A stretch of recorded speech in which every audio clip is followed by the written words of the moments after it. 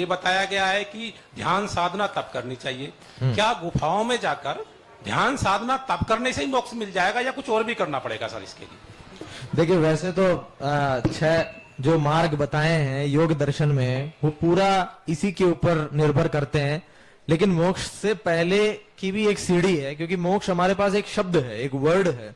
तो जब भी मुझसे कोई पूछता है कि जीवन का लक्ष्य क्या है, तो मैं ये तो नहीं कहूंगा कि मैं जो उत्तर दे रहा हूं ये एब्सोल्यूट उत्तर तो मोक्ष ही है, लेकिन मैं कहता हूं जीवन का लक्ष्य ही है, जीवन का लक्ष्य जान लेना, जीवन का लक्ष्य समझ लेना। सबसे पहले एटलीस्ट हम लोग जितने यहां बैठे हैं, कुछ आत्माओं को छोड़कर एटलीस्ट 99% लोग ऐसे होंगे जिनको अभी यही नहीं समझ में आया है कि मोक्ष की उपयोगिता क्या है। मोक्ष शब्द सबने सुन रखा है, लेकिन इस बात की फीलिंग नहीं है, बोध नहीं है कि मोक्ष क्यों आवश्यक है।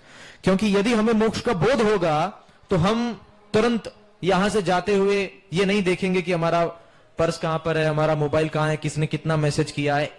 इन चीजों को लेकर जो हमारी ललक है, मैं ये नहीं कह रहा हूं कि आप यदि मोक्ष की औरत अपना पर्स कहीं पर भी छोड़ दीजिए। आपकी जो ललक है और जो आपकी भावना है भौतिक जगत के प्रति, वो ये दर्शाती है कि अभी आप जाने नहीं है, माने हैं सिर्फ कि मोक्ष हमारा उद्देश्य है। तो सबसे पहले हमें ये जानना होगा, समझना होगा कि मोक्ष क्या है।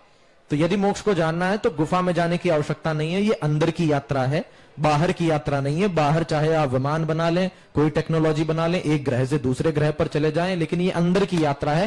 पेड़ के नीचे बैठ करके भी मोक्ष की यात्रा हो सकती है, और ऐसा भी आवश्यक नहीं है कि पेड़ के नीचे बैठकर ही हो।